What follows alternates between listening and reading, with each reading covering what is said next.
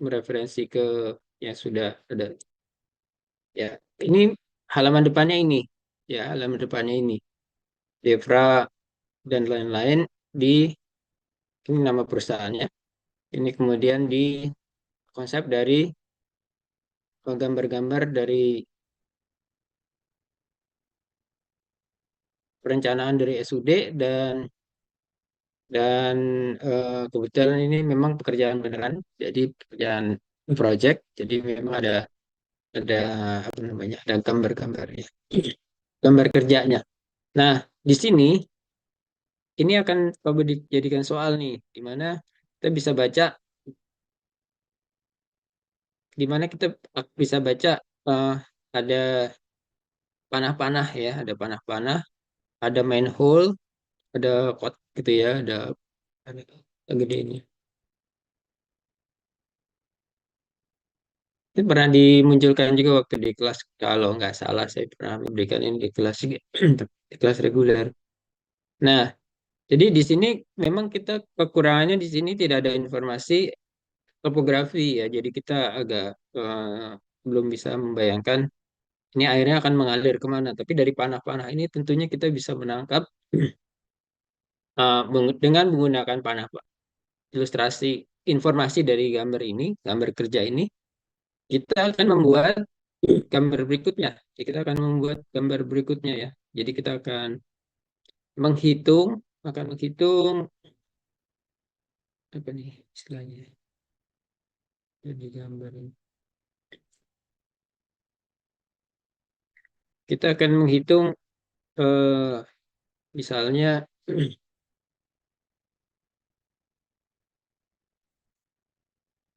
ini yang di zoom ya, nah, di sini ya. Jadi dari gambar di atas itu, tunggu bentar kita cek lagi ya. Ini yang mana ya? Hmm, Code-nya ini nggak ada hubungannya sama yang di atas. Aduh, iya. Ada hubungannya di atas.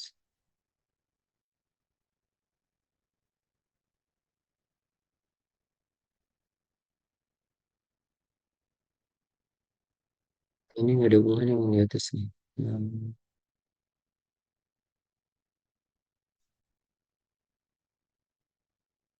Oke, ini sebentar.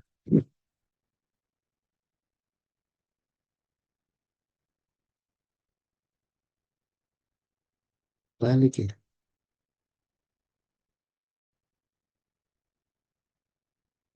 Balik. Inggris balik. Jadi yang ini sudah ya. Sudah aku cek dulu. Semua yang ini bukan ya.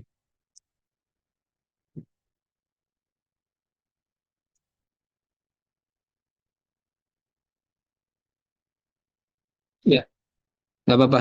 Jadi dari gambar ini tentunya nanti tolong dibalik ya, dilihat gambar ini, diperhatikan gambarnya. Di sini ada dimensi dari saluran-salurannya, ada yang 150 mili, ada yang 255. Nah, artinya eh, dari luasan area yang ada di sini, kita merencanakan dimensi salurannya. Kalau yang 20, 250 mili itu kan kira-kira lebar salurannya 25, bisa berbentuk silinder ya, berbentuk silinder ataupun berbentuk Yudits atau box Yudits gitu ya. Nah, dari sini tentunya kita melihat melihat eh, kita menggambar ini nanti nih ya, dari ini menggunakan itu apa namanya,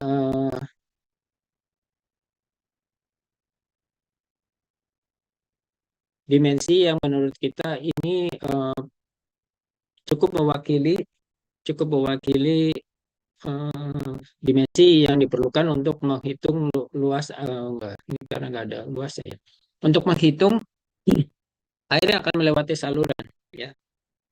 Jadi dari pertama-tama harus kita perhatikan tentunya bahwa di jalan ini, di jalan ini akan ada aliran air, ya, bentar ya. Kalau sebagai contoh ya,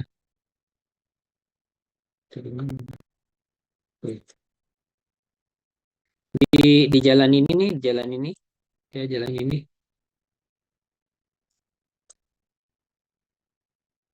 ya. Di jalan ini sebenarnya topografinya bercerita tentang akan ada aliran air dialirkan menuju ke kiri dan ada aliran air dialirkan menuju ke kanan, ya. Kira-kira kayak gitu menurut topografi. Jadi di sini nih elevasi paling tinggi, tapi di sini juga ada manhole, ada air yang akan masuk ke sini, ke saluran subdrainnya, bawah permukaannya, kemudian atau saluran samping, kemudian dialirkan ke mengikuti eh, kemiringannya, ya, kemiringan dari di sini ada pertemuan antara aliran dari ini ke sini, ya. Terus kemudian dia dialirkan ke sini, kemudian akhirnya dia akan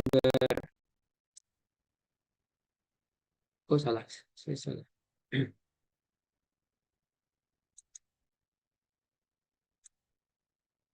Dari sini bertemu, kemudian dia akan ketemu di titik ini, kemudian dari sini juga akan ketemu di titik ini, kemudian akan dialirkan ke sini, ya. Kemudian akan bertemu dari aliran air yang ini menuju ke temu titik ini, kemudian terus dialirkan, ya, menuju ke aliran yang di sini, ya. Yang dari ini akan dialirkan ketemu di titik ini. Nah, dari sini tentunya kita bisa mulai dari yang paling jauh. Yang paling jauh itu kita tentukan aja dimensinya, misalnya pakai pipa gitu, ya. Dimensinya mau 100 100 mili itu berarti 10 cm diameter pipanya. Atau kita mau mulai dari 200, ya, 200. Pipa kita 200 diameternya 200. Atau kita mau pakai box culvert 200 kali 200 gitu, ya. Itu eh, kita tuliskan di sini. Di pipa 200, ya. Jadi nanti pada saat kita mengerjakan soal UAS-nya untuk yang kelas reguler tentunya nanti akan di kelas, ya. Jadi dari gambar ini tinggal ditulis 200 ada gambarnya ya nanti, ya. Tapi yang untuk mengerjakan di kelas karyawan TSI 1A dan 2A nanti ditulis juga pakai seperti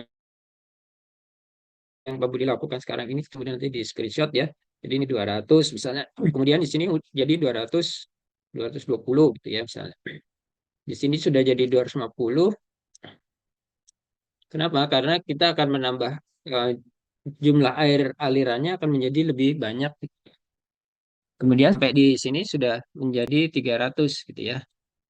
Jadi sebenarnya ini nggak terlalu susah dan kita bisa, karena di sini nggak ada informasi apa-apa lagi, kita tidak tahu panjang, walaupun ada skalanya, tapi kita tidak terukur di sini, tidak ada panjang dari saluran. Yang bisa kita diskusikan di sini adalah dimensi dari salurannya. Itu cukup, ya. Sehingga kita bisa memperhatikan, eh, oh, ini di ujung-ujung yang paling awal itu kita mulai dengan 200 gitu, ya. 200. Kemudian nanti di ujung yang paling akhir, eh, Pak Budi izin bertanya, Pak. boleh boleh. Ya, Pak, berarti ini tugasnya berarti tadi itu untuk dimensi aja, Pak, atau memang elevasinya juga ya, Pak ya?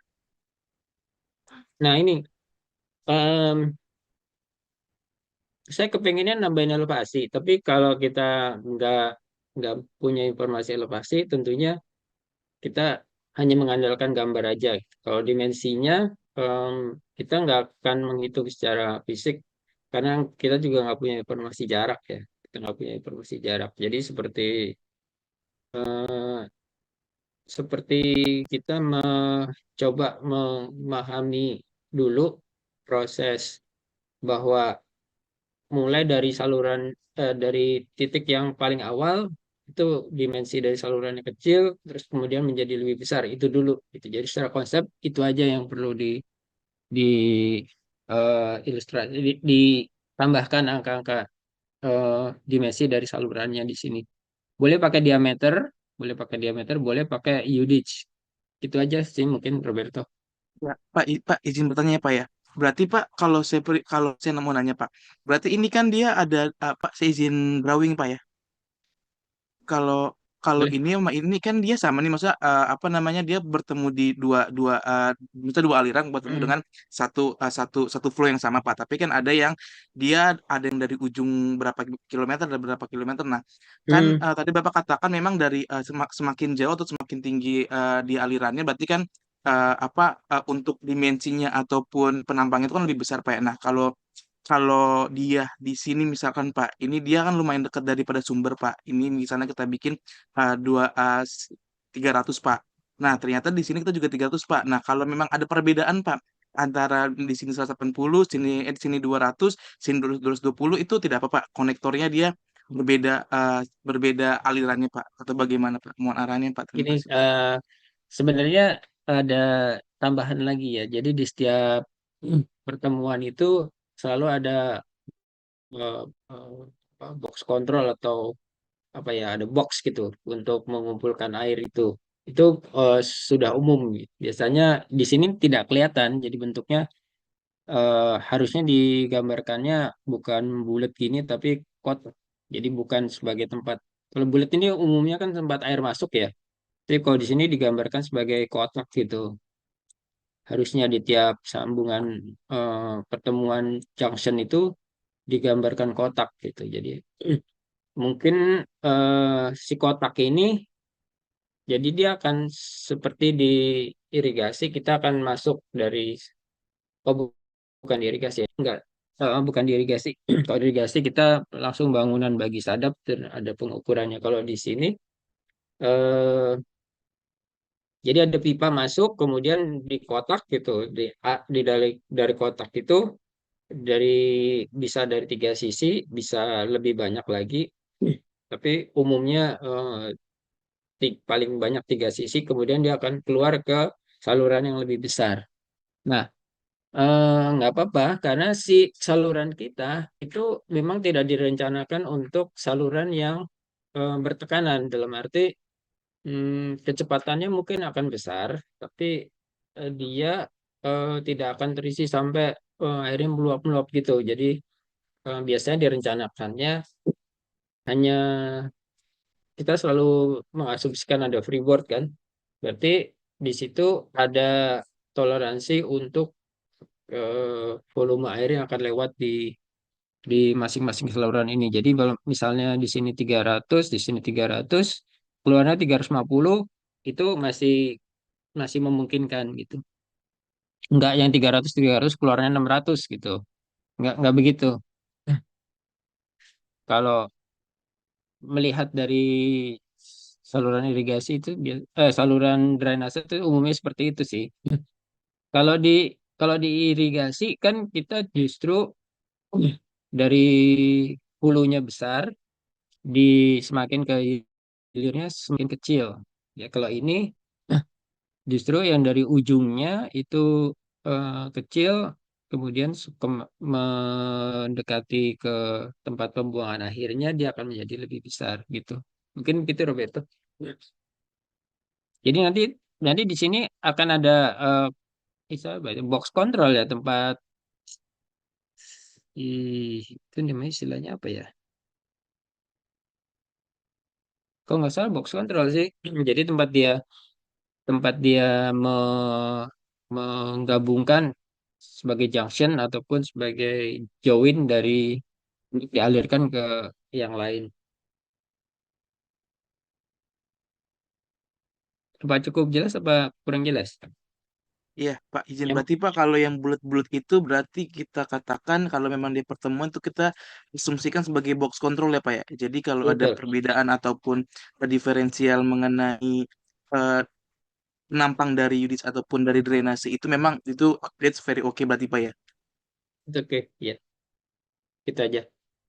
Baik Pak, terima kasih Pak. Ya, sama-sama. Ya, jadi ini soal yang cukup penting menurut saya dan em, tentunya em, konsep dari sustainable yang mana nih ya gitu ya. Masih pertanyaannya kan gitu ya. Jadi konsep dari sustainable yang mana? Konsep dari sustainable-nya tuh tentunya em,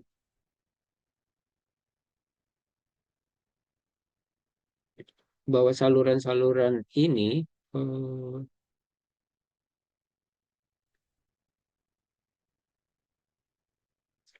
apa tadi ya? Saya sempat baca tapi saya nggak baca, belum saya menerjemahkan ininya lagi. Saya hapus dulu.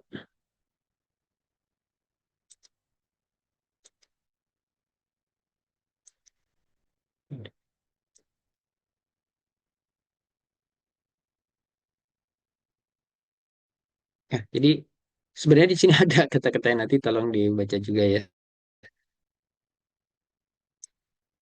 Jadi mengurangi impact ya dari layout dan desain yang kita pilih tadi. Kemudian kita akan memberikan input high density layout ya, misalnya seperti ini. Kemudian ada masalah estetik juga, kemudian ada safety untuk traffic safety juga, kemudian eh, akses untuk inspection dan maintenance ya.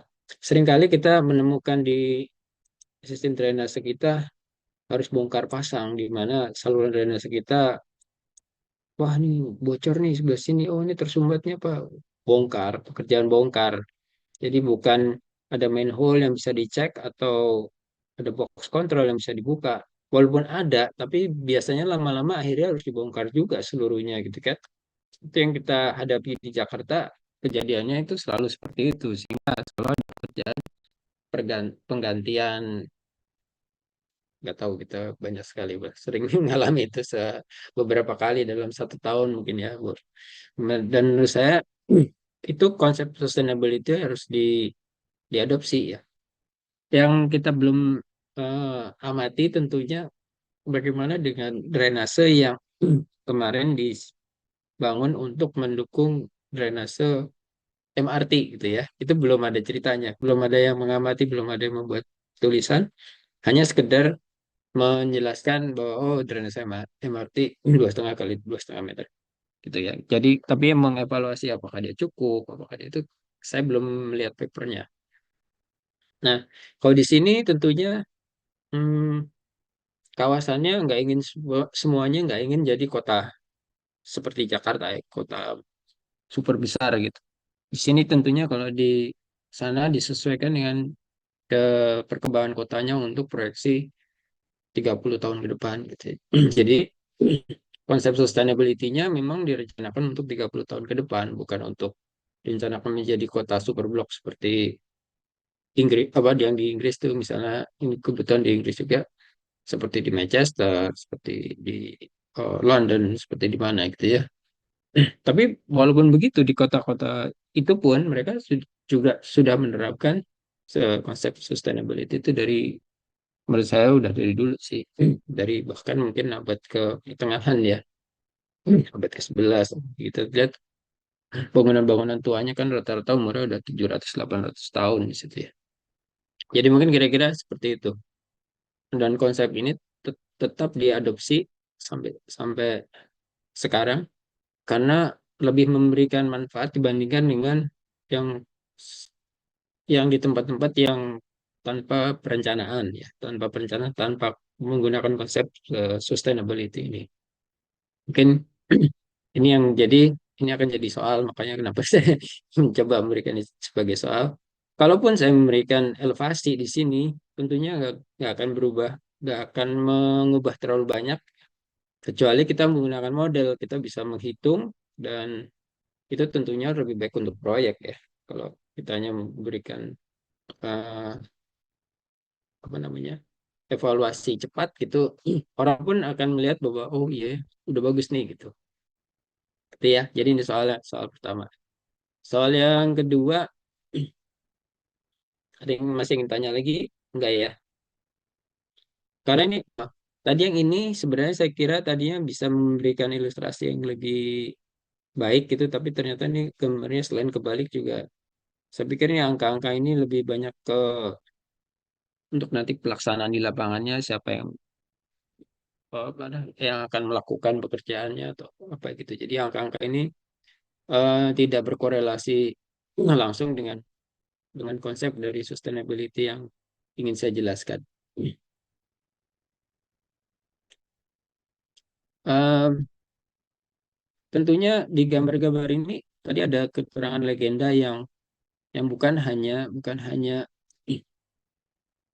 bukan ha- berdasarkan warna, bukan hanya eh, sewernya saja yang warna biru muda ini, ataupun ada yang menggunakan apa mungkin ini sungai watercourse, maksudnya mungkin aliran sungai gitu ya, atau yang dash ini titik-titik terputus-putus ini, garis terputus-putus ini culvert ya.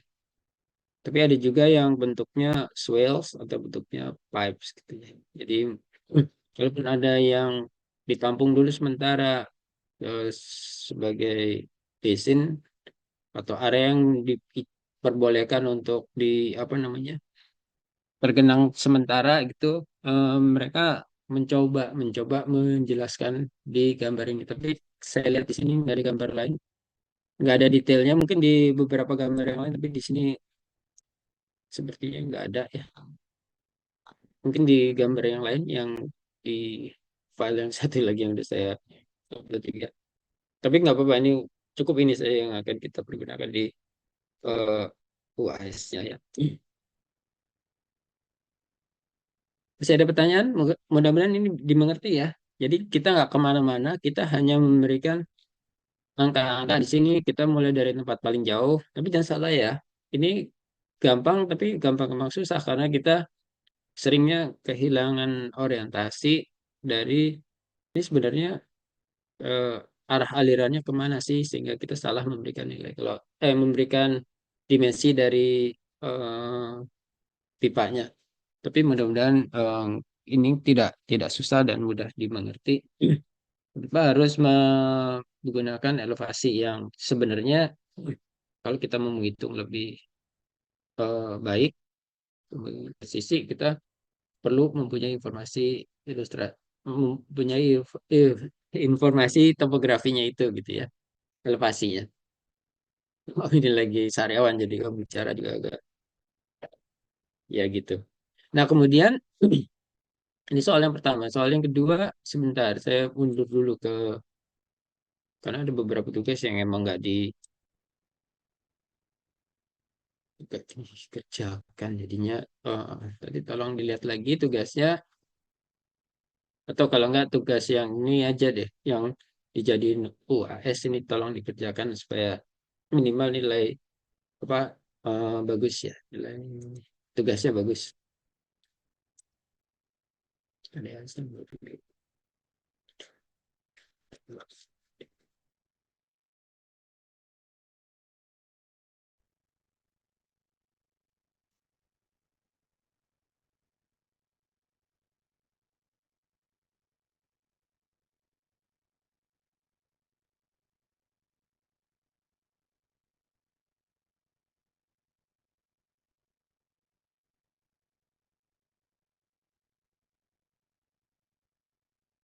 ini pernah diberikan di hidrologi, jadi harusnya ada pernah dilakukan. Nah ini ya, ini ada beberapa cerita yang menurut saya cukup penting ya, tata cara perencanaan drainase. Tolong dicek lagi di bignya apakah untuk yang 1A dan 2A juga sudah ada, kalau nggak salah udah pernah saya upload semua. Tapi tolong dicek di mana kita akan bicara tentang tadi ini ya, drainase ramah lingkungan. Kita ingin tahu gitu kan, kita ingin punya referensi di sini. pada saat kita membuat perencanaan drainase. Ya, pada saat kita membuat perencanaan drainase. Kalau dari apa namanya? Dari konsepnya tentunya drainase berwawasan lingkungan eh, di sini masih belum belum membahas tentang sustainable. Jadi hanya bicara tentang ramah lingkungan, jadi eco drain, sustainable itu eh, adaptasi dari ekosistemnya. Ini mungkin ini lebih ke yaitu tadi adaptasi dari ekosistem yang ada ya. Kalau sustainable-nya sendiri tadi ada kriteria-kriteria yang optimalisasi dan lain-lain itu belum ya, belum masuk di sini. Nggak apa-apa. Jadi kita punya dua konsep, satu ramah, satu sustainable, optimisasi atau optimasi dari itu ya. Di dua hal ini. Ini soal yang pertama, yang nanti soalnya akan saya coba cari dari sini. Coba saya buat dari sini bagaimana kita punya buku satunya itu rencana induk master plan ya, konsep dan master plan. Yang kedua adalah studi kelayakan ya. Yang ketiga adalah detail design. Detail design ya. Tentunya semakin detail kita perlu memerlukan eh, apalagi untuk detail desain kita memerlukan seperti juga pekerjaan struktur teknik sipil, konstruksi teknik sipil itu memerlukan data geoteknik yang lebih baik ya untuk dijadikan eh, apa namanya basis basic dasar untuk membuat perencanaan konstruksi ya. Kemudian untuk hidrologi tentunya kurang lebih hampir mirip dengan studi kelayakan. Untuk hidrolika, nah di sini kita seperti tadi kita akan membuat perencanaan untuk yang perencanaan detail ya.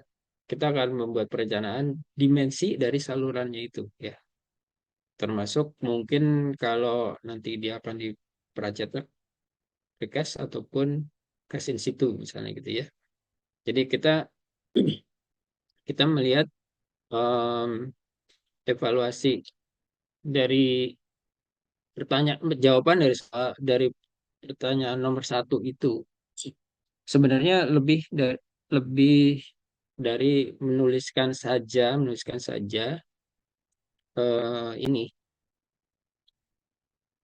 Kalau tata caranya penyusunannya eh, eh, master plan atau rencana induk itu bagaimana? Dituliskan saja, dituliskan saja ininya saja, table of content-nya aja dituliskan, ya. Kemudian untuk studi kelayakan, table of content-nya juga dituliskan. Cara pengerjaannya aja ya, nggak usah kelayakan-kelayakan yang ini, tapi cara pengerjaannya aja. Jadi eh, tata cara penyusunan studi kelayakan, cara mengerjakannya, mengumpulkan data dan informasi, titik satu. Eh, Evaluasi kelayakan teknik, kelayakan ekonomi, kelayakan lingkungan, usulan kegiatan proyek, kerangka dan lain-lain. Gitu ya, gampang kan? Gampang ya. Kemudian untuk yang drainase apa teknik detailnya itu cara mengerjakannya mengumpulkan data informasi, menghitung debit saluran drainase, membuat bagan alir, melaksanakan pengukuran, apa ini pengukuran?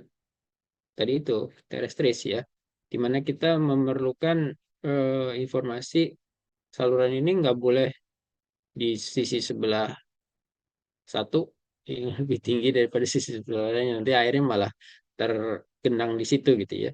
Pada saat pengerjaannya pun juga harus eh, tetap mengikuti kemiringan dari slope-nya misalnya. Kemudian menggambar saluran. menghitung dimensi saluran ini kata-kata aja ya, nggak usah harus memberikan ilustrasi gambar atau apa, nggak perlu gitu ya. Kayak ada yang bentuknya trapesium, ada yang mau dibuat sebagai eh, silinder, silakan. Menganalisa data dari strukturnya, tentunya data struktur itu evaluasi terhadap geotekniknya juga ya. Tapi di sini kita cukup menulis data struktur, kemudian menggambar desain, mempersiapkan bill of quantity, mempersiapkan dokumen seperti menyiapkan dokumen tender gitu ya. Kalau yang buku 1D ini tentunya ini akan jadi soal yang keempat ya, ini akan jadi soal keempat. Pak Budi suka dengan sistem folder, jadi nanti ini akan coba dibahas khusus tentang sistem folder apa sih yang kira-kira bisa di itu. Jadi seperti menjawab waktu TS kemarin kita menjawab jelaskan sistem folder gitu ya. Nah, sistem folder nih udah ada cukup dari sini juga dari judulnya ini dari table of content-nya ya. Tapi tentunya kita kalau mau menambahkan ini ini jawaban minimum yang harus ada ya. Jadi kalau kita menambahkan dengan kata-kata silahkan. Jadi makin bagus nilainya makin bagus. Tapi yang minimum yang harus ada itu adalah yang dari table content. Tentunya dari kalau materi udah punya, tentunya kita bisa baca dulu kan. Jadi kita bisa membaca dari materi yang sudah ada ini, kemudian kita jadikan eh, materi tambahan untuk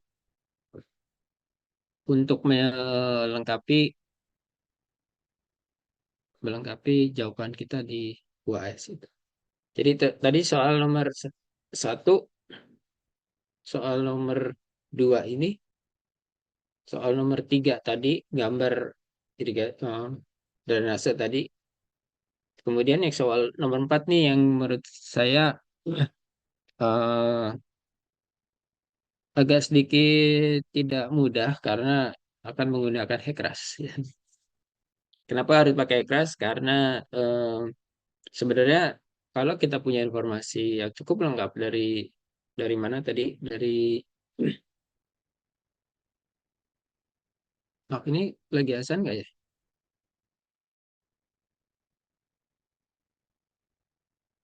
Enggak ya.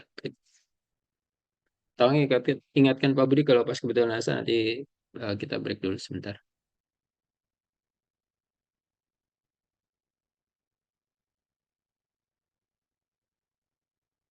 Belum ya mungkin ya. Tolong ya, tolong dilihat ya. Jadi kita tahu ramah lingkungan itu belum menjawab masalah sustainable-nya. Jadi ramah lingkungan masih eco drainage, memperhatikan ekosistem, mempertimbangkan ekosistem yang ada, tapi belum belum menganalisa, mengoptimasi dari perencanaan saluran drainase, sistem drainase yang akan dipergunakan, walaupun kita sudah me- apa, memperhatikan ekosistem yang ada. Ya. Misalnya kalau di irigasi, oh nih ecological flow-nya tetap harus dipertahankan gitu. Ecological flow kan minimum air yang harus ada di sungai itu supaya sungai itu tidak kering. Kalau sungai itu kering, biotanya akan mati gitu kan. Kalau mati tidak bisa tergantikan apalagi yang sifatnya unik di tempat itu sangat lokal spesifik gitu ya. Nah, ini juga sama ya. Jadi tadi soal satu, dua itu menjawab yang eh, ada di buku ini. Kemudian soal ketiga, tadi kita menghitung dimensi dari saluran untuk contohnya yang di Inggris untuk sustainable. Jadi optimasi. Jadi kita mengevaluasi, menambahkan ekonomi, kalau konten ke situ, ke evaluasi perhitungan dimensi dasar saluran kita, dan juga tadi aspek-aspek yang lain tadi, safety, kemudian apa lagi tadi yang ada di buku ya. Yang ketiga, yang empat nih. Tadi yang kedua, yang ketiga, keempat. Yang keempat itu sebenarnya dari pemodelan yang sudah pernah Pak Budi buat simulasinya, tapi lupa nih apa masih pada ingat atau enggak ya. Bukan menggunakan model Hackers yang 6.6, tapi menggunakan model Hackers yang alpha. Ya.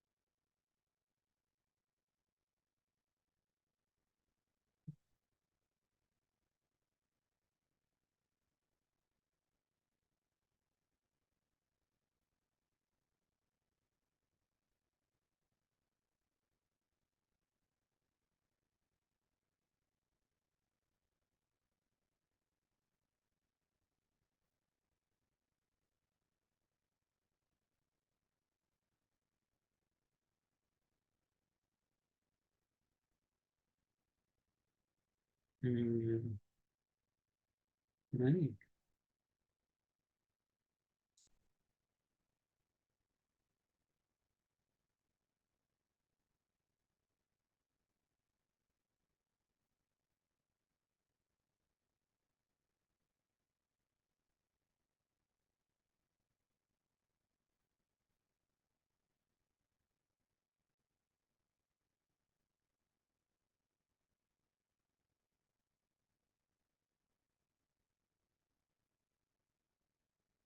Hmm,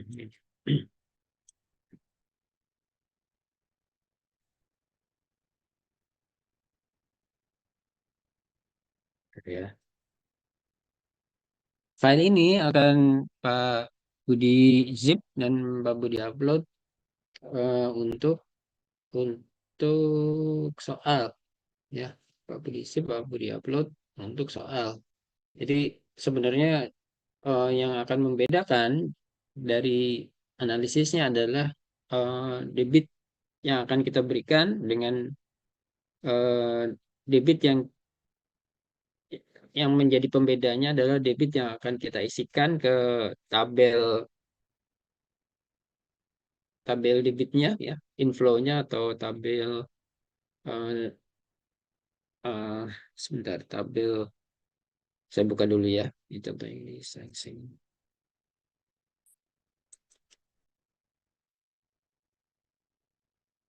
saya ulangi lagi dulu dari modelnya. Ini modelnya udah jadi, kita nggak bikin dari awal, ini sudah jadi, tinggal diberikan input di sini aja nih, tinggal di sini aja di BCL ini, Citra Lestari. Di BCL 1 ini adalah inputnya ya. Nanti inputnya ini akan kita, atau di boundary kondisi batasnya, kita akan memberikan bentar dulu.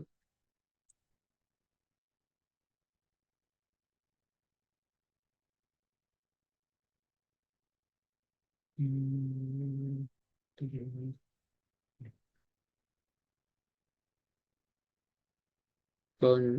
kondisi batasnya itu di hulunya itu ada pilihannya, kita akan memberikan elevasi atau kita akan memberikan debit ya. Di sini yang sudah saya persiapkan adalah debit. Sebentar nih, kebetulan nih azan ya, kita break dulu 3 menit ya.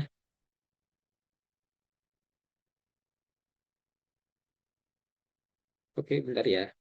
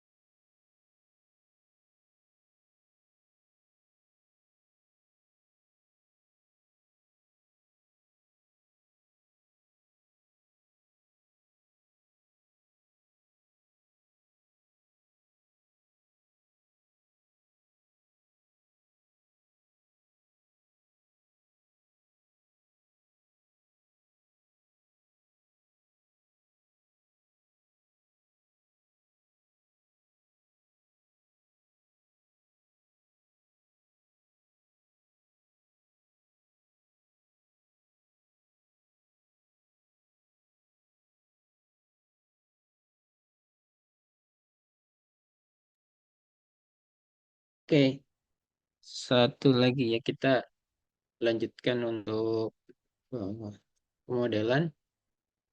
Jadi eh, yang akan kita lakukan itu di UAS-nya. Benar, pertanyaannya Pak Budi itu mungkin lebih ke ini ya, untuk yang kelas reguler nih. Nanti gimana caranya menunjukkan hasil simulasinya ke itu kalau walaupun open book, terus nggak boleh buka komputer, terus gimana ya?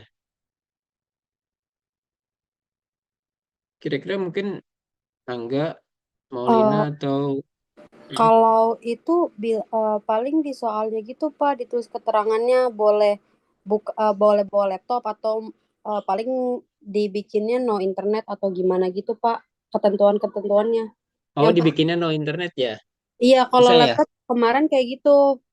Misalkan laptopnya buat buka PowerPoint atau gimana itu boleh Pak, tapi bisa dibikin no internet atau Oh, no chat no chat WA gitu-gitu Pak biasanya. Ditulis oh di bisa ya? soalnya. Heeh. Ya, oke, ya. Nanti di itunya di soal ujiannya Pak Budi tulis deh. Boleh buka komputer tapi no internet gitu. Ya, ya. Makasih, Mbak Lina. Ya, jadi mungkin eh, tentunya kita untuk di kondisi batasnya ini nanti akan kita bedakan ya.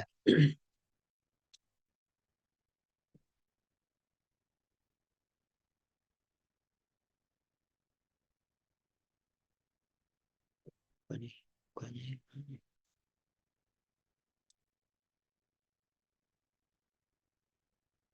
Oh iya, kalau di kondisi batas ini, maaf ya saya pindahin ke sini ya. Kalau di kondisi batas ini, di BCL 1 ini, eh, boundary condition line 1 ya, itu boundary condition line 1, kita akan memberikan tanggal ya, kita memberikan input tanggal. Tanggalnya udah ada, jadi nanti tinggal dirubah untuk flow-nya. Yang sekarang tulisannya 5 nanti diganti sama NIM gitu ya. Coba ya. Sekarang nanti dilatih aja dulu. Untuk menggantinya caranya gini, diklik sampai dia berubah jadi biru. Kemudian kita kita klik sampai bisa dirubah, misalnya NIM-nya 17 gitu ya. 17.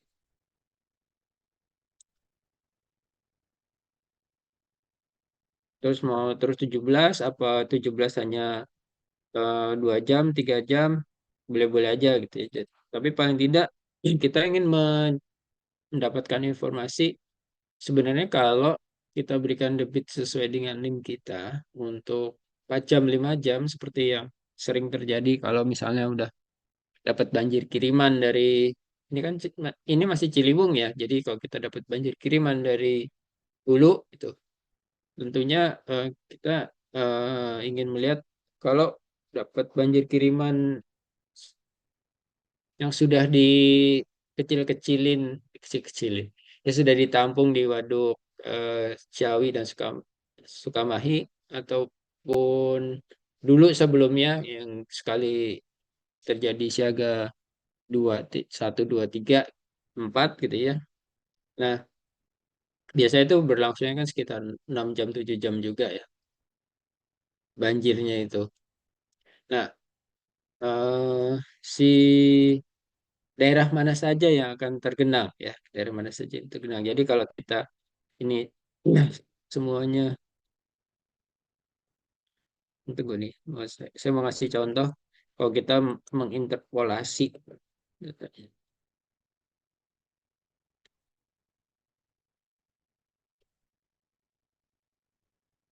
Hmm.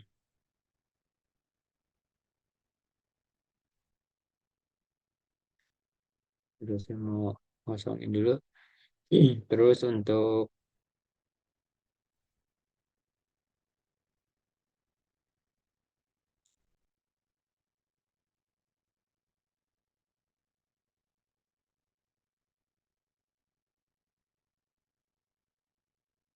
jadi ini dari jam 7 ya nanti mungkin ada yang mau setting lebih awal, tapi kayaknya defaultnya ini tuh mulai dari jam 7, jadinya saya ngikutin aja sih ini sambil belajar. Kita bisa bikin dari jam 7 ke jam 7 juga gitu dulu untuk debit banjir ya kan. Debit yang melewati dari hulu.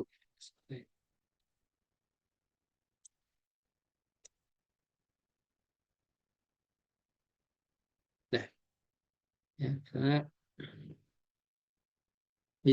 misalnya saya berikan di sini 17 dan di atas tadi 17 juga. Kemudian kita mau menginterpolasi ya. Kita interpolate mengisi yang kosong dari jam 9 sampai yang di bawah tadi. Kita klik interpolate, dia akan isi sendiri. Kalau angkanya berbeda, dia akan menginterpolasi sendiri ya. Jadi kita sudah punya input untuk em, di kondisi boundary condition di atas, kita nggak perlu ngerubah apa-apa. Kemudian, kemudian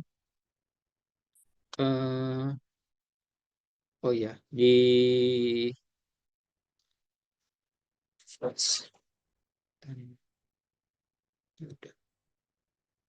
kemudian di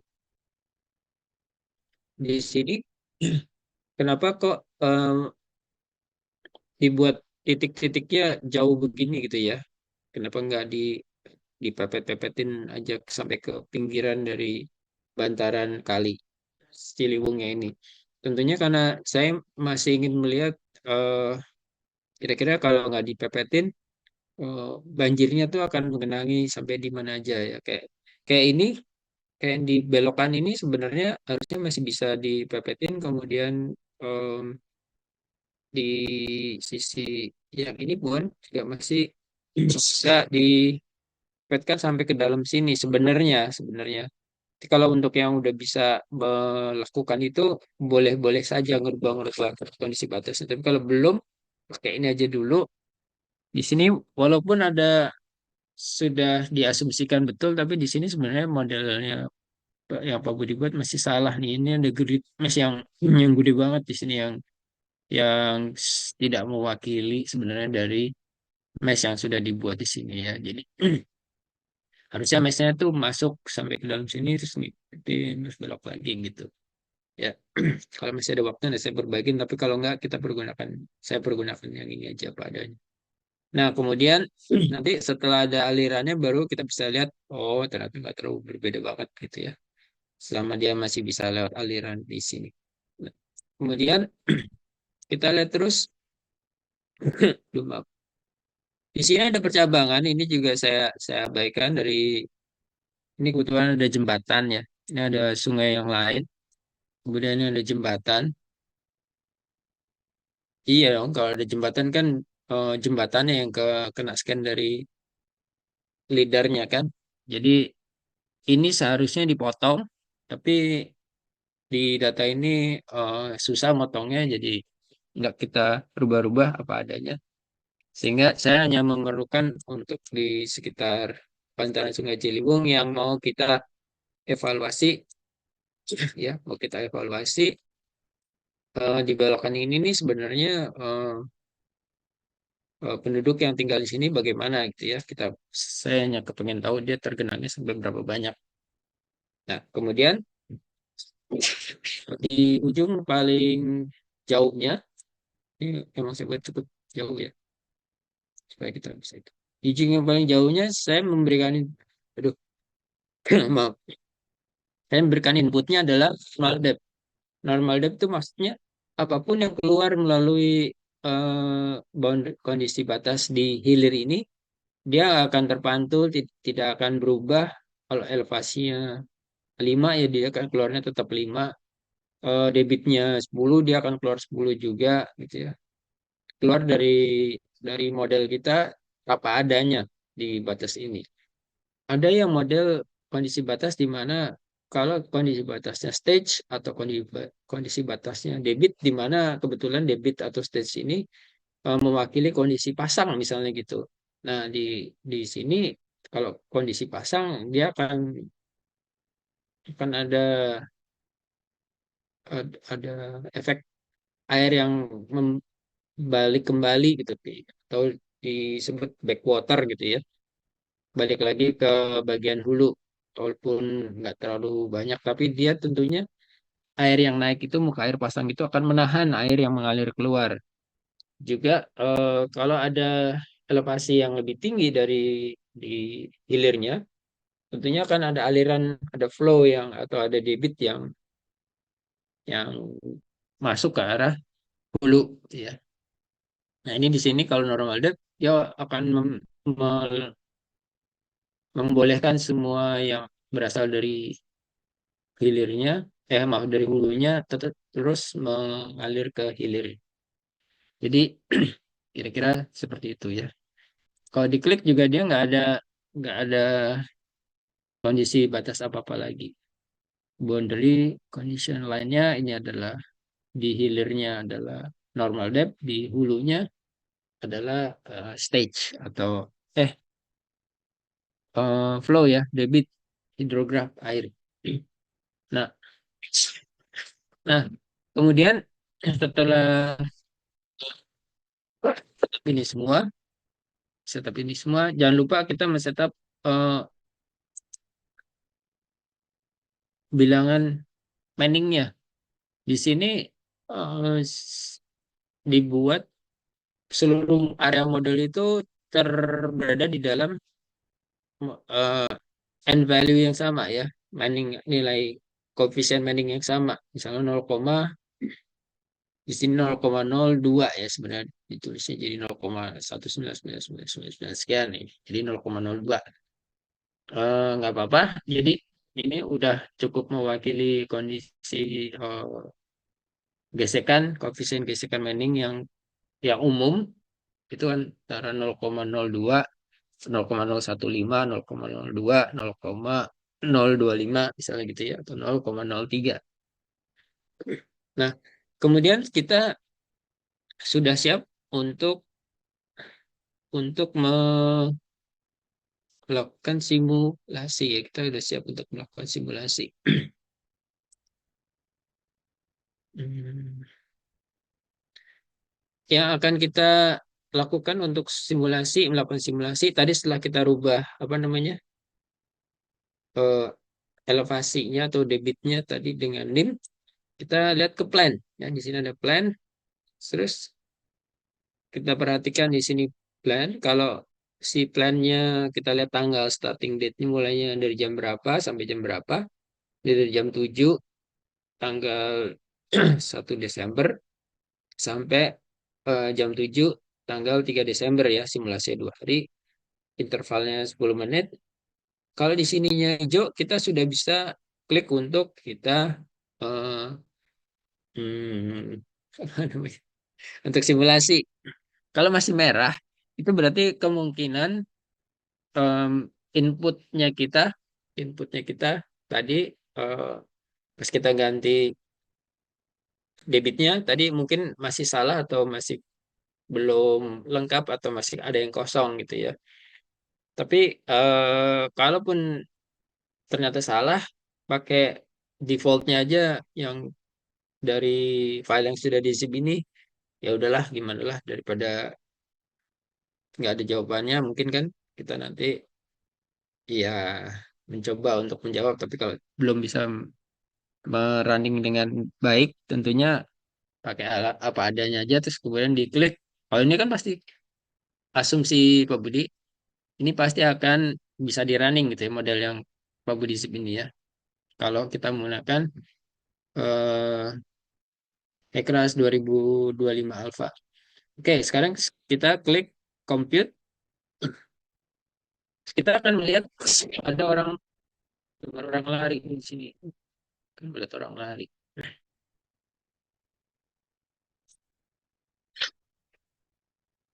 Dia akan mempersiapkan geometri sekarang. Lagi tukar geometri. Property table-nya udah ada.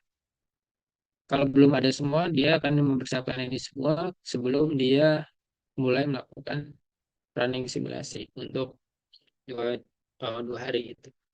Ya, ini udah 4%.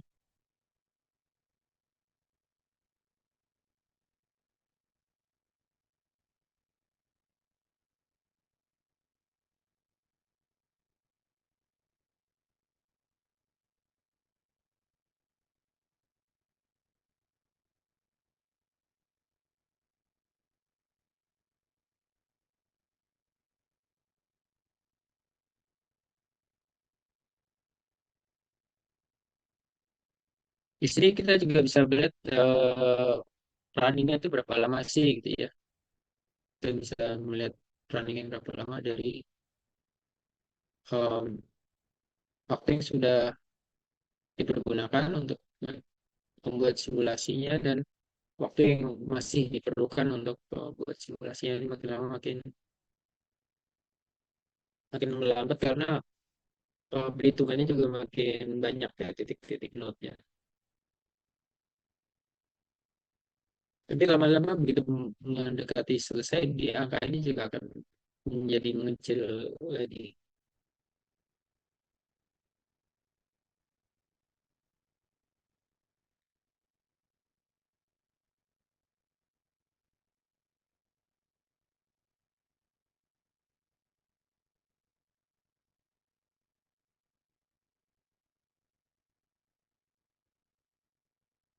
Jadi untuk mempersiapkan table geometri ini memerlukan waktu 518 milisecond ya untuk mempersiapkan property table-nya, boundary condition-nya, so inisialisasi dari solvernya itu memerlukan 518 milisecond. 14 14%. Nah, di sini sebenarnya dari running ini kita bisa langsung melihat hasilnya, resultnya. Kita bisa melihat kecepatan alirannya, kita bisa melihat kecepatan alirannya di mapnya. Tadi bisa contohnya di mapnya. Kemudian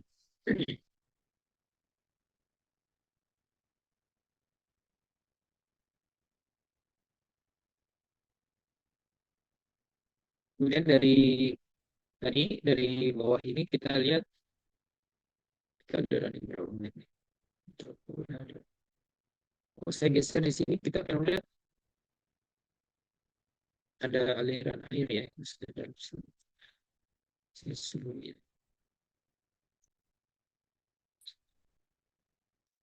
Kalau ini saya geser, hasil perhitungan kita bisa melihat, oh ini ada aliran air. Untuk kecepatan alirannya. Nah, setup kecepatannya supaya kita nggak ngeliat nampaknya biru semua, kita bisa merubah ya, kita bisa merubah maksimum minimumnya atau set up to current speednya. Atau kita mulai dari yang awal aja ya. Kalau kita mulai dari awal, kita set up minimum maksimumnya, kita klik di sini aja setarafnya hanya kecil sampai 2,3 meter per detik kecepatan udara. Jadi kita bisa lihat di sini, oh ini angkanya, bisa kita lihat ya angkanya. Velocity-nya 1,508. Kemudian kalau kita gerakan, di sini kecepatannya 1,450. Di sini 1,9. Ya, bisa melihat. Kameranya ada base point-nya. Di sini juga ada lagi 1,7, 1,4. Terus eh, visualisasi belum lengkap ya, jadinya dia belum bisa cerita banyak. 1,1 untuk kecepatannya. Untuk kedalaman alirannya,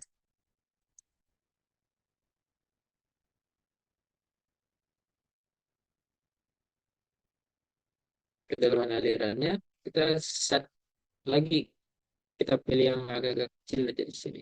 Mulai set run minimum tap step, kedalaman airnya hanya 1,25. Jadi nanti kalau dia lebih dalam, warnanya akan berubah juga. Berubah juga. Ini kita lihat di sini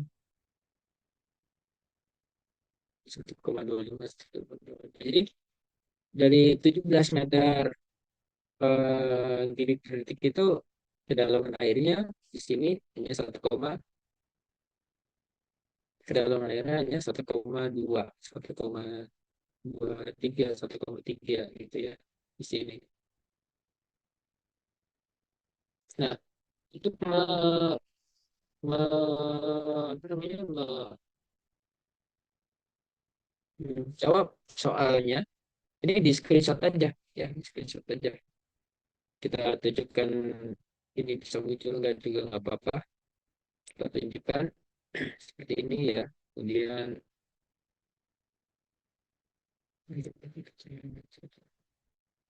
kita screenshot, kemudian ini kita jadikan jawaban ini, Pak. Tapi tentunya mouse ditaruh di sini ya, supaya pada saat kita screenshot kita lihat oh kedalamannya 1, sekian, lainnya seperti itu gitu ya, kita screenshot. Kalau susah nanti coba dicoba dulu, kemudian nanti ditanyakan lagi ke si berhasil. Sebenarnya harusnya sih yang model alpha ini nggak banyak kesulitan ya. Terus kalau kita zoom out, kemudian kita buat lanjutan simulasinya. Nanti simulasinya sudah selesai sampai di ujungnya, sampai di ujungnya sudah selesai simulasinya. Nah, itu tadi screenshot ini bisa di mana aja. Jadi yang saya ingin kita coba bandingkan nih, kita coba lihat itu adalah kalau daerah genangannya itu sebenarnya di mana sih gitu ya. Kita ingin lihat daerah genangan di mana. Kita klik yang ini nih, si bola bumi ini, ya harusnya dia bisa muncul kalau trennya trennya saya tutup ya. Kalau trennya saya contreng, dia si ininya akan muncul. Nah, si genangannya tentunya di sini belum kelihatan. Dari genangannya mana aja belum belum terlihat.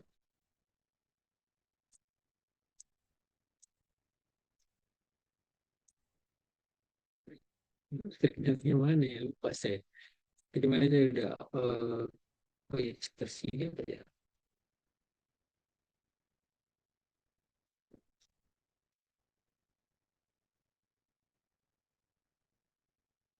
Lewat eh ini dari mana ya? Ini seperti jalan tol tapi apa ini tol PP Simatupang atau ini tol apa namanya? Tol Jati Asih, oh, Jati Asih. Sekunir ya, tol Sekunir. Iya, ini coba kita lihat lagi.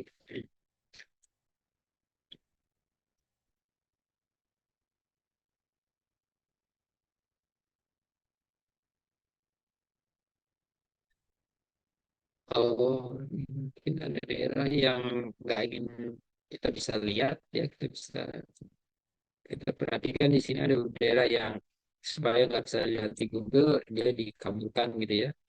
Tapi kalau di tempat yang tetap bisa kita lihat, kita bisa tetap mendapatkan informasinya. Nah, kalau ininya saya kembalikan lagi, kalau kita coba tentunya uh, running lagi ya, kita coba running lagi. Tentunya ini sudah sudah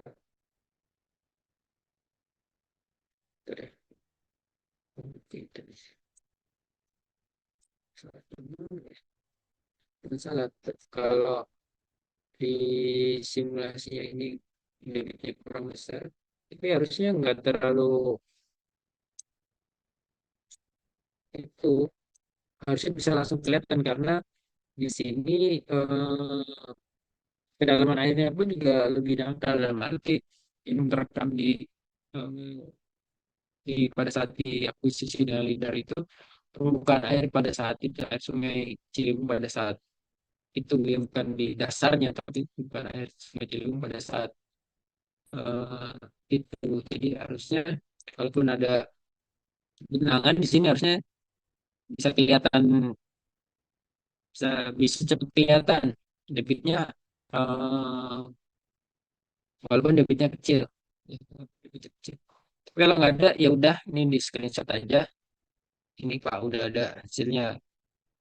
Ke kita screenshot kedalaman airnya, terus kita screenshot velocity-nya, kemudian kita ya kemudian kita ada satu lagi nih yang mungkin nanti kalau kita mau mau melihat modelnya sebelum ini running masih belum selesai ya. Ingin melihat modelnya sebelum di running, kita punya opsi untuk mengevaluasi dari conceptual mesh-nya menjadi mesh yang akan kita pilih ya, misalkan kita pilih. Misalnya di sini untuk geometri kita udah buat ya geometri tadi garis batasnya itu. Kemudian untuk conceptual mesh-nya ini awal di mana kita nanti akan membuat batas dari boundary-nya di sisi di empat sisinya ya, di empat sisinya. Nah, kemudian di mana namanya di konseptual di mesh ini kita punya pilihan nih sekarang. Kita punya pilihan di komponennya. Komponen.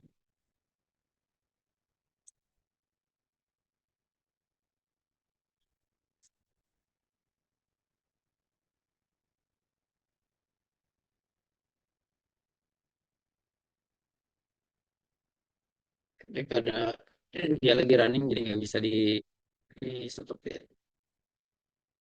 Coba. Nah, ini untuk sementara kok bisa dulu ini ya runningnya. Um, jadi ada error gitu. Tapi sebenarnya ini running cukup bagus. Nggak ada masalah. Tapi saya stop dulu karena saya mau bahas sedikit tentang geometri, bagaimana kita membuat um, mesh-nya, mengubah mesh-nya yang tadinya dari apa namanya segi empat menjadi mesh-nya segi tiga ya. Mesh-nya dari segi empat menjadi segi tiga. Aku jadi lupa.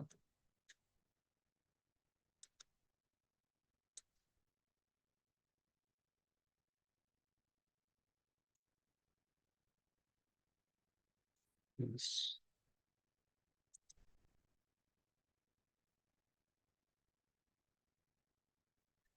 Kok di sini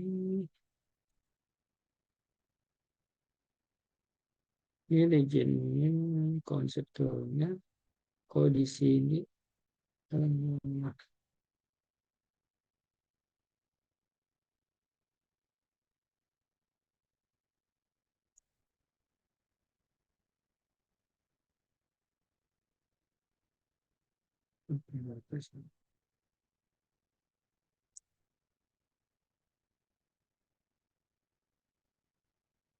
mesh.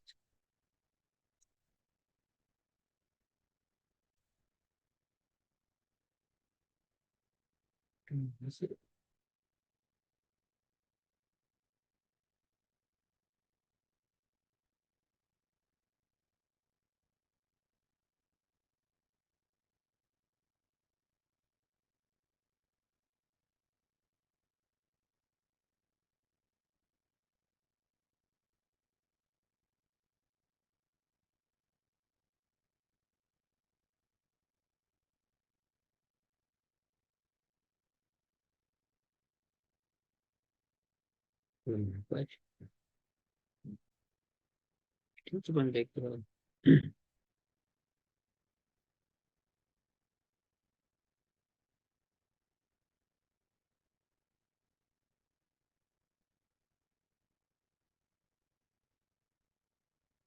Konseptual mesh.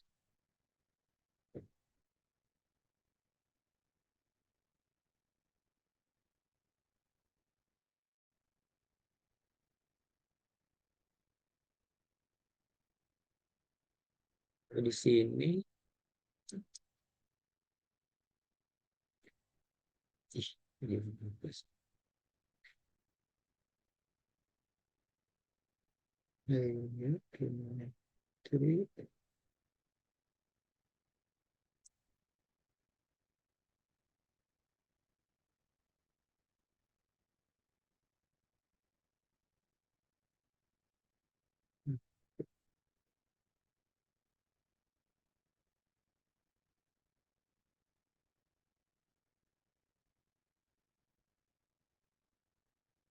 Untuk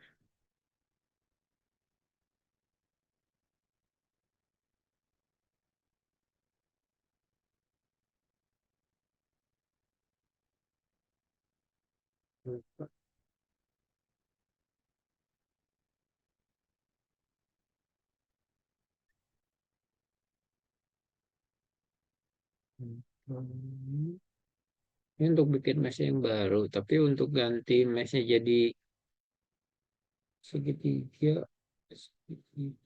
itu di sini.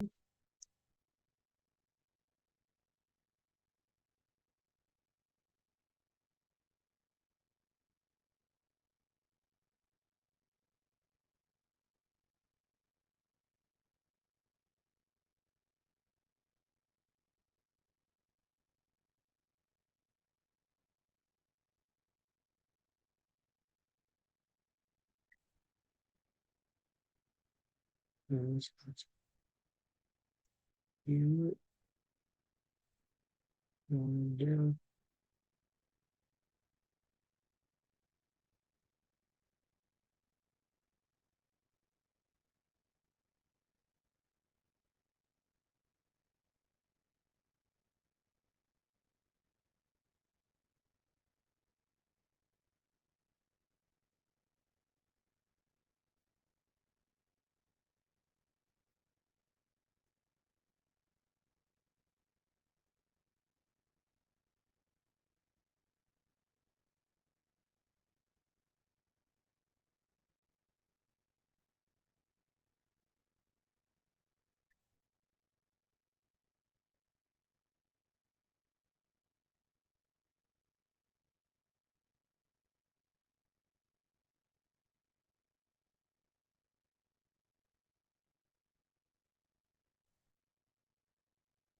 Siap. Oh, ini di sini. Nah, iya, jadi di region ini, ya, aduh, lupa. Di region ini kita, kalau kita setelah kita membuat batas di utara, maaf, di sisi kiri tanggul, di sisi kiri sungai, di sisi kanan sungai, kemudian crossingnya untuk kondisi batas hilir dan kondisi batas hulunya, ya. Kemudian kita membuat mesh-nya, kita buat mesh-nya itu punya pilihan. Ada pilihannya kita membuat mesh-nya segitiga, segi empat, segitiga seperti sebelumnya, versi-versi sebelumnya Cartesian atau kosong, ya. Kalau kita milihnya kosong, tentunya kita akan melihatnya jadi seperti, oh, ini bisa.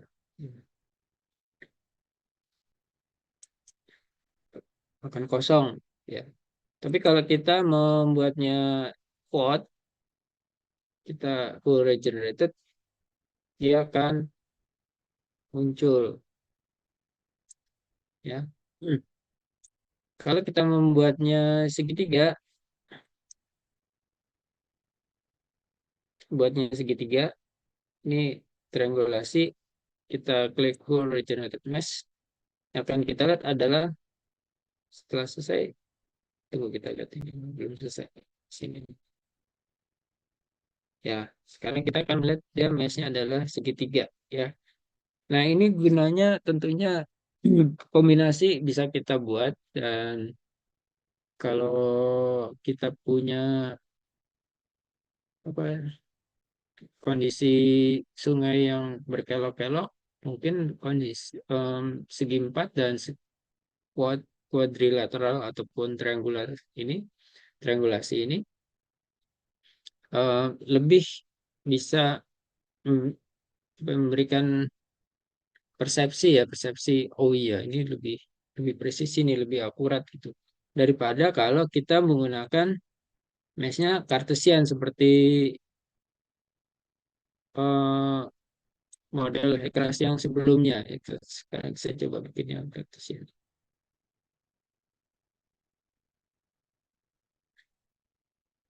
Hmm, Kalau model Cartesian nih ternyata kalau konsepnya dia nggak kuat, em, nggak kuat dia, bukan kuat tapi bentar dulu. Ini kan konsepnya ini ya. Kemudian kalau kita milih ke Cartesian,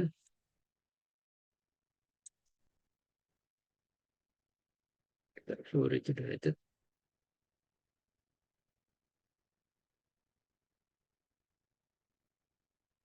dia ternyata bikinnya jadi kayak gini ya. Hmm.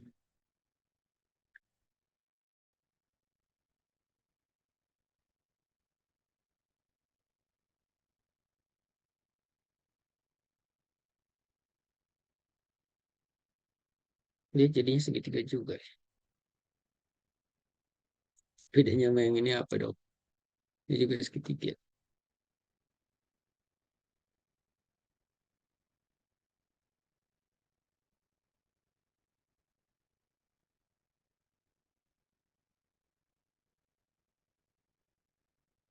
Mungkin kalau yang tadi yang Cartesian itu seperti di kelas sebelumnya juga ada mesh yang segitiga bisa menjadi lebih kecil atau lebih besar dibandingkan dengan hmm, apa namanya, pentingnya dari area itu gitu ya. Kalau ini mungkin dibuat meshnya semuanya sama dimensinya. Jadi cell size-nya itu 10 ya. Cell size-nya dia misalnya 10, kalau cell size-nya kita kecilin lagi jadi 5 atau full regenerated, tentunya kita akan lihat segitiganya jadi semakin semakin kecil. Bentar ya, saya tunjukin dulu.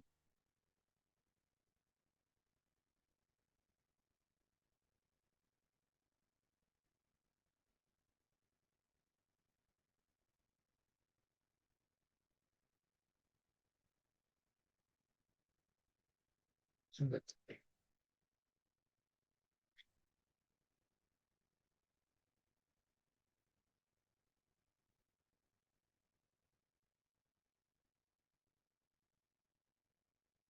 Tuh ya, kita lihat jadi ini jadi jauh lebih kecil di tengah-tengahnya, tapi di pinggirannya mungkin em, tetap nggak berubah sesuai dengan mesh yang sebelumnya. Nah, kalau kita menggunakan Cartesian, di mana sih Cartesian cell size-nya eh, tetap 5, dari cell size-nya juga, oh maaf, kita buat 10 10 aja ya. Kita buat 10 10. Harusnya ini nggak jadi segitiga, tapi harusnya jadi segi empat. Coba ya. Coba jadi segitiga ya udah. Nah ya. Jadi ini harusnya kalau selnya tadi karena berbeda kiri kanannya, di sini ya masih segitiga adalah yang di kondisi batasnya, tapi yang lainnya sudah menjadi eh, koordinatnya sama seperti Hegras yang sebelumnya ya. Ini kotak-kotaknya seperti ini. Terus kalau kita buat quad tadi cell size-nya ukurannya sama. Kalau tadi sebelumnya cell size-nya ukurannya apa? Ukurannya berbeda. Kalau kita buat quad sekarang yang di bagian sini ukurannya udah sama, tapi yang di tempat-tempat yang lain sepertinya masih menyesuaikan dengan kondisi batas sebelumnya ya. Kondisi batas sebelumnya. Jadi ini bisa aja kita coba lagi. Tapi tentunya yang lebih perlu adalah bagaimana kita mendapatkan hasil simulasinya ya, bukan mesnya. Mendapatkan hasil simulasi dari kita bisa menerjemahkan, menjelaskan, menarasikan dari hasil simulasi itu sebagai hasil analisis kita, ya. Jadi tadi kalau di hasil planningnya ke velocity-nya kita lewatkan tadi, berarti kita bisa melihat kecepatan alirannya sekian. Kemudian ini kita screenshot aja. Oh, Pak, ini kecepatan alirannya 1,8 sekian meter per detik. Kemudian di sini 0,9 gitu. Tapi cukup satu aja. Ini untuk menjelaskan. Sebenarnya semuanya angkanya bisa dimunculkan di sini seperti kayak graf sebelumnya, tapi nggak perlu.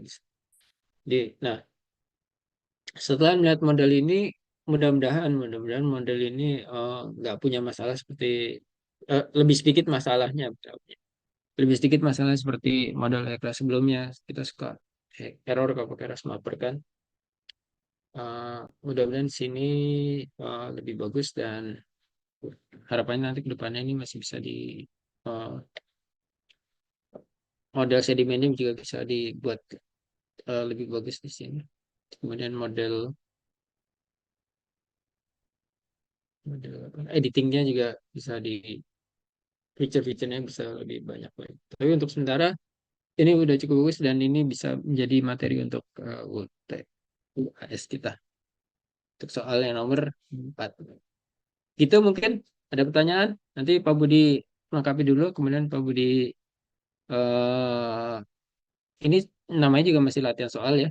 Kan jadi latihan soal, materi dan latihan soal.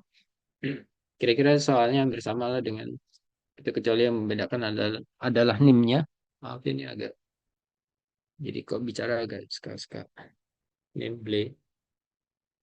Eh, Diizin tanya, boleh boleh. Jadi, nanti tuh berarti yang dibedakan di angka 17 yang di awal itu, Pak?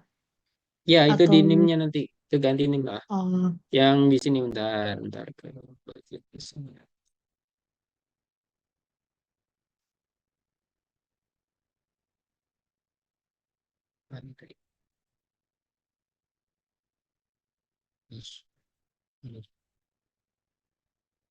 Nah, ini di sini. Nah, kalau kita lihat ini sebenarnya sungainya cuma sekecil ini ya. Boundary conditionnya juga kelebaran sebenarnya. Tapi nggak apa-apa, ini udah dipilih untuk jadi kondisi batas. Untuk membukanya itu di klik di boundary condition line-nya ya. Di klik di boundary condition line-nya, kita lihat ini ada hidrografnya di sebelah kanan. Ini ada pilihannya, bisa kita pilih line satu. Nah, di sini nanti si 17 ini akan muncul. Kemudian ini akan dirubah sesuai dengan NIM. Kalau kita lihat overlay dengan, kalau ini kita si gambar bola bumi ini saya tutup, dia kembali lagi ke mesh grid-nya. Tapi kalau saya buka, kita bisa melihat bahwa si Sungai Ciliwung ini eh, pada saat dia terisi air, ternyata nggak melebar-lebar sampai ke sini juga. Jadi ini udah cukup mewakili lebar dari Sungai Ciliwungnya, walaupun kedalamannya tidak terwakili, tapi untuk lebarnya dari hasil lidarnya ini sudah cukup bagus. Itu mungkin Dewi. boleh minta aplikasinya juga, Pak, untuk downloadnya nanti, linknya. Ah, emang belum ya? Oke, aplikasi Belum juga. ada, Pak, di e-learningnya. Waktu kemarin cuma yang irigasi aja yang udah ada link untuk download itu, Pak. Oh, kalau irigasi pakai file Hackraft yang lama ya. Iya. Kalau ini mungkin ya nanti di soalnya juga di kisi-kisinya latihan soalnya akan saya kasih, saya tambahkan link untuk downloadnya. Baik, Pak. Terima kasih banyak. Sama-sama. Ada lagi yang lain? Oke ya, udah cukup jelas ya. Udah lewat 8 lebih 10, tapi nggak apa-apa. Silakan aja kalau masih ada yang ingin ditanyakan.